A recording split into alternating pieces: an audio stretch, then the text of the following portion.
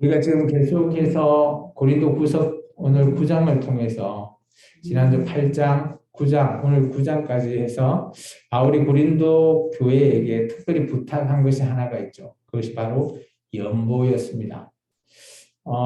처음에는 이 아가야 지역에 있는 고린도 교회를 중심으로 한 아가야 지역에게 연보를 부탁하는데 그 하기 전에 그 위쪽에 있는 마게도나 지역에 있는 다른 교회들, 빌립보나 데살로니가 이런 교회들이 있는 마게도니아 지역에 있는 교회들은 연보를 이렇게 준비했다라고 하면서 어떻게 보면 은근하게 경쟁심을 유발시키면서 바울이 너희도 좀 이렇게 준비해주면 좋겠다라고 얘기했죠. 그리고 나서 8장 16절부터는 그런 연보를 위해서 내가 디도 플러스 2명을 더 형제들을 너에게 추천할 테니까 너희가 그 2명, 이게 총 3명이서 이런 연보 책임자에게 너희가 연보를 잘 준비했으면 좋겠다.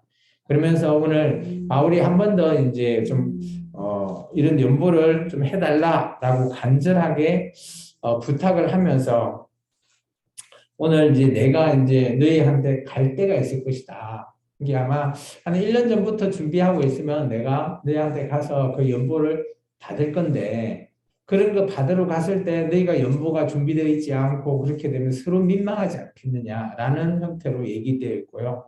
또 사절에 보면 마게도나인들 중에 한 명과 함께 가겠다.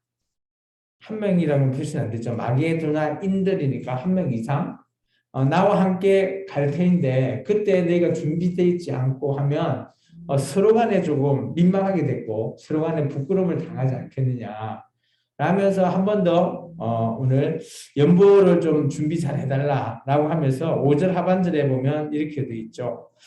이 형제들로 먼저 너에게 간다. 이 형제가 우리가 지난주에 봤던 8장 16절부터 24절에 나오는 3명, 이게 디도 플러스 2명의 형제를 얘기하는 거죠. 이 형제들로 먼저 너희가 그죠? 연보를 준비하는 것이 좋다.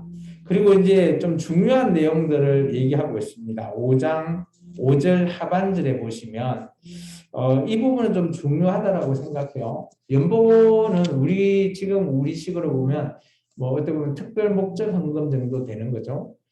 헌금을 드릴 때 자세 부분을 조금 얘기하고 언급하고 있습니다.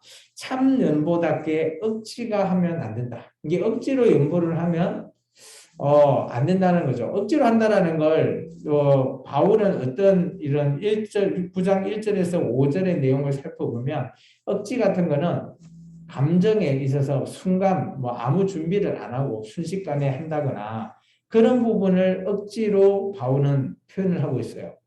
그렇다면 바울이 억지가 아니고 참 연보를 어떻게 준비해야 되냐? 우리가 미리 준비를 하는 겁니다. 바울은 한 1년 전부터 연보를 좀 해달라 하면서 준비를 하고 그동안 기간 동안 기도하면서 준비하는 기간을 통해서 그렇게 준비되는 그런 부분이 참 연보지. 그냥 바로 뭐 바울 선생이 온다고 해서 뭐 그때 바로 뭐 그때 하면 되지. 이게 아니라는 거죠. 그러면서 바울은 연보에 대해서 좀 근심, 이게 연보는 어떻게 보면 헌금이잖아요. 이게 헌금을 또 다른 개인의 욕심이나 또 개인의 그런 생각으로 하는 부분에 조금 바울도 좀 근심이 좀 있었는 것 같습니다. 그래서 바울이 이렇게 얘기하죠. 6절부터 보시면 우리가 6절, 7절을 조금 같이 한번 읽어보면 좋겠어요. 바울이 생각하는 참연보의 방법을 소개하고 있죠. 같이 읽어봅니다. 이것이 곧 적게 심은 자는 적게 거두고 많이 심은 자는 많이 거둔다 하는 말이로다. 각각 그 마음에 정한 대로 할 것이요 인색함으로나 억지로 하지 말지니 하나님을 즐겨내는 자를 사랑하시느니라 라고 하죠. 여기 보면 단어가 나와요. 6절에 보면 적게 심는다, 많이 심는다라는 뜻으로 되어 있는데 혹시 나눠줘 보시면 많이 심는다 예 복은 복으로 되어 있나요? 그죠? 복. 그러면 이게 적게 심는다라는 의미는 그러면 여기는 나눠주는 표시되어 있지 않는데 우리가 적게 심는다, 많이 심는다는 금액을 우리는 생각하잖아요. 금액. 금액을 많이 드리냐, 적게 드리냐. 근데 바울은 그런 걸 얘기하는 게 아니고요. 우리가 5절과 연관지어서 여기 적게 심는다. 그리고 7절과 연관해서 적게 심는다의 또 다른 표현은 저는 인색이라고 여기 생각됩니다. 그래서 적게 한다라는 게 금액을 적게 하는 게 아니라 마음이 인색함으로 드리냐. 아니면 여기서 많이 심는 게 나눠주가 복이잖아요. 내가 정말 기쁘게 복으로서 내가 드리느냐라는 것을 바울이 우리에게 제시하고 있는 우리가 헌금을 드리는 자세라고 생각해도 될 것 같아요. 그래서 오늘 6절에 보면 인색함이라면 인색하게 드리면 인색하게 거둘 것이고 그리고 많이 심는 걸 복으로 이제 해석하면 복으로 심는 자는 많은 복을 거둘 것이다. 이게 이렇게 해석을 하는 것이 올바른 해석이지 않겠나 저는 그렇게 여기집니다. 그러면서 인색과 억지 그리고 뭐 여기는 적게 이런 단어가 하나에 어떻게 보면 비슷한 것으로 묶을 수 있고요. 그리고 반대로 많이 그리고 복으로 그리고 즐겨내는 이것을 하나로 묶어 본다면 두 개가 딱 비교가 되겠죠. 그래서 바울은 비교 대조를 할 수 있게끔 제시하고 있는 거예요. 그래서 연보는 그죠 즐겁게 내는 거죠. 그러면 오늘 우리 교회에 적용해 보면 여러분이 헌금을 하죠 주일날. 헌금을 할 때는 어떻게 해야 된다? 즐거운 마음으로 내야 되는 거죠. 인색함으로 내는 것이 아니라 그리고 억지로 하는 것이 아니다라는 거예요. 그것이 헌금을 드리는 어떻게 보면 바른 자세에 대해서 말하고 있습니다. 그러면서 오늘 연보에 대한 또 다른 표현을 8절부터 10절까지 한번 읽어보면 두 가지 표현을 하고 있어요. 우리 8절에서 10절까지 같이 한번 읽어보겠습니다. 하나님이 능히 모든 은혜를 너희에게 넘치게 하시나니 이는 너희로 모든 일에 항상 모든 것이 능력하여 모든 착한 일을 넘치게 하게 하려 하십니다. 기록된 바 그가 흩어 가난한 자에게 주었으니 그의 의가 영원토록 있느니라 함과 같으니라. 심는 자에게 씨와 먹을 양식을 주시는 이가 너희 심는 것을 주사 풍성하게 하시고 너희의 의의 열매를 더하게 하시리니. 여기까지요. 여기 보면 연보의 또 다른 표현을 바울은 8절에는 저는 이것을 연보의 표현이라고 봅니다. 모든 착한 일. 그리고 10절에 보면 의의 열매. 이것이 연보의 다른 표현으로 저는 생각되어져요. 그러면 연보를 한다는 건 누구를 도와주는 일은 어때요? 우리가 착한 일을 하는 거고요. 모든 그런 남을 도와주는 일은 우리에게 의의 열매로 심겨진다는 거죠. 그래서 어떻게 보면 여기서 연보는 뭡니까? 예루살렘, 어렵고 가난한 예루살렘 교회를 도와주는 일이거든요. 그 목적의 내용은. 그렇기 때문에 이 아가야 지역에 있는 고린도 교회를 중심으로 주변에 있는 교회들이 연보한다라는 것은 어떤 즐거움으로 해야 되고 그리고 정말 기쁘게 하는 그거로 말미암아 그 자체가 착한 일이 되는 거고 그 자체가 너에게 의의 열매로 심는 일이 될 것이다라는 것으로 바울은 표현하고 있어요. 그래서 저는 이런 표현은 현재 우리 교회에 헌금을 드리는 자세, 마음가짐 뭐 충분히 적용할 수 있다라고 저는 그렇게 여겨집니다. 그런 부분에서 이제 이렇게 연보에 대한 조금 이제 교회 자체적으로 봤을 때 바울이 생각한 우리가 연보를 드리는 일은 그냥 하나님의 자녀로서만 그리고 감사로만 드리는 것이 아니라 하나님의 자녀되고 교회 내에 바울은 직무라는 거죠. 직무라는 것은 어떤 일을 하는 것을 가리키는 거거든요. 이게 왜 이 연보가 직무냐라는 것에 대해서 바울이 15절까지 설명하고 있습니다. 우리 11절에서 15절까지 같이 한번 읽어볼까요? 너희가 모든 일에 능력하여 너그럽게 연보를 함은 그들이 우리로 말미암아 하나님께 감사하게 하는 것이라.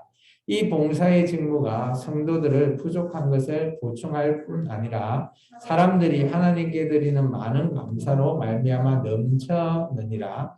이 직무로 증거를 삼아 너희가 그리스도의 복음을 진실히 믿고 복종하는 것과 그들과 모든 사람을 섬기는 너희의 후한 연보로 말미암아 하나님께 영광을 돌리고 또 그들이 너희를 위하여 간구하여 하나님이 너희에게 주신 지극한 은혜로 말미암아 너희를 사모하느니라. 말할 수 없는 그의 은사로 말미암아 하나님께 감사하노라.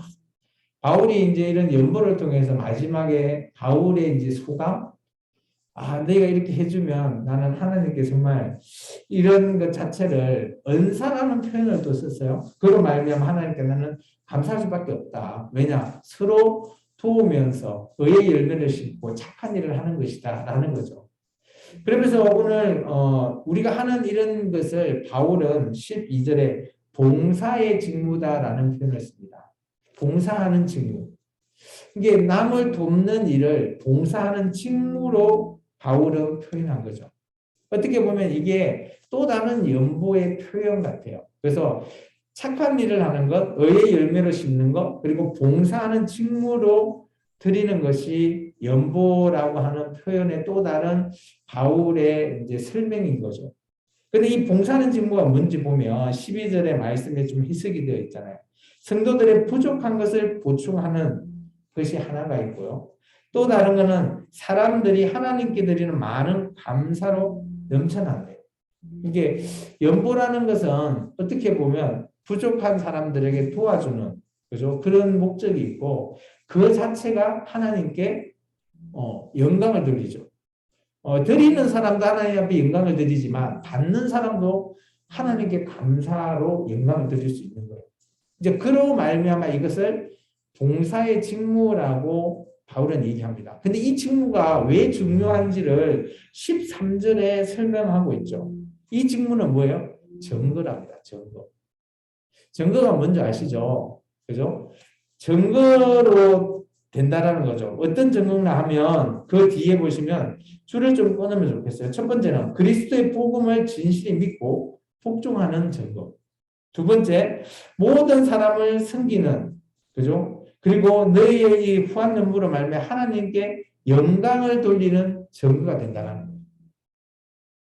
놀랍지 않습니까? 이게 우리가 연부한다라는 게, 이게 어떤 이런 뭐 직무가 되고 남을 돕는 게 이게 어떤 좀 그렇게 어떻게 보면 조금 우리를 구속하는 것처럼 그렇게 교회 내에서 뭐 직무하니까 일을 해야 된다는 것처럼 그렇게 좀 강압적인 그런 표현을 바울이 쓴 것 같은데 그런데 이게 전혀 예상하지도 못한 정말 어떻게 보면 우리가 믿음으로써 예수 그리스도를 믿는 믿음으로써 드리는 거고 그런 말미암아 그 모든 파급 효과가 하나님께 영광을 돌려지는 하나님께 영광이 다 돌려지는 거죠. 드리는 자도 하나님께 영광이고 받는 자들 예루살렘 교회도 하나님께 영광을 돌릴 수 있는 그런 어떻게 보면 가장 최고의 방법이라는 거죠. 연보라는 것이.